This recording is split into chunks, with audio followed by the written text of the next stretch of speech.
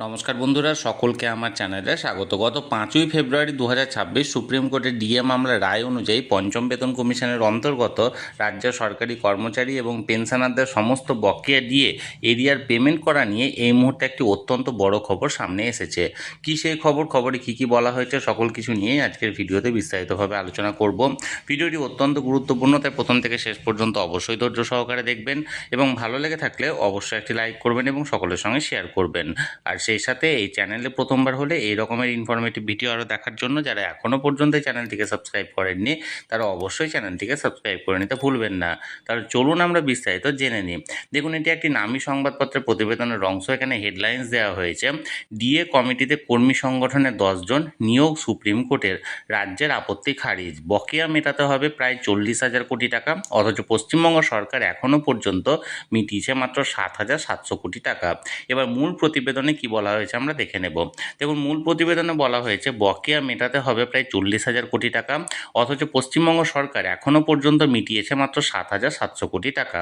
তারই মধ্যে আবার 100% নয়, বকেয়ার 85% দেবে বলে জানিয়েছে রাজ্যের শুভেন্দু অধিকারীর সরকার।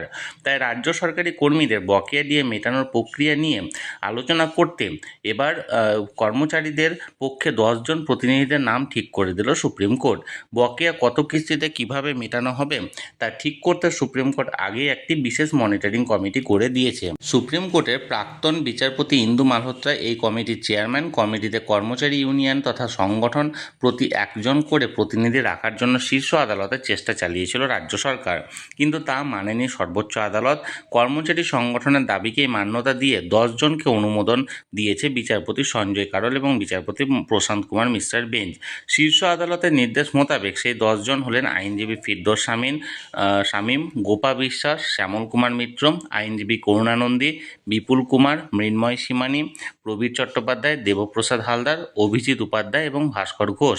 ডিএ সংক্রান্ত মনিটরিং কমিটির চেয়ারপারসন এবং কর্মচারীদের প্রতিনিধিরা বৈঠক করে আগামী 8 সপ্তাহ পরে সুপ্রিম কোর্টে একটি রিপোর্ট জমা দেবে। সেই মতো রাজ্যের ডিএ মামলার পরবর্তী শুনানি হবে আগামী 27শে অক্টোবর। এই সময়ের মধ্যে রাজ্য কত শতাংশ ডিএ মেটালো, বাকিটা কিভাবে মেটাবে তা আদালতকে জানাতে হবে। তাহলে বন্ধুরা, সুপ্রিম কোর্টের নির্দেশ অনুযায়ী বকেয়া ডিএ এরিয়ার পেমেন্ট সংক্রান্ত এবার একটি অত্যন্ত গুরুত্বপূর্ণ পদক্ষেপ গ্রহণ করেছে সুপ্রিম কোর্টের তরফ থেকে, এবং এই পদক্ষেপ অনুযায়ী এবার 10 জনের একটি কমিটি গঠন করা হয়েছে যারা এই সমস্ত বিষয়টিকে মনিটরিং করবে। তাহলে বন্ধুরা, আপাতত যে আপডেটটি এখানে সামনে এসেছিল সেটি আমি আপনাদের সঙ্গে শেয়ার করলাম। এই নিয়ে যদি আপনাদের কোনো কিছু প্রশ্ন থাকে বা কিছু জানার থাকে অবশ্যই কমেন্ট করুন। আর এই ভিডিওটি ভালো লেগে থাকলে অবশ্যই একটি লাইক করুন এবং সকলের সঙ্গে শেয়ার করুন।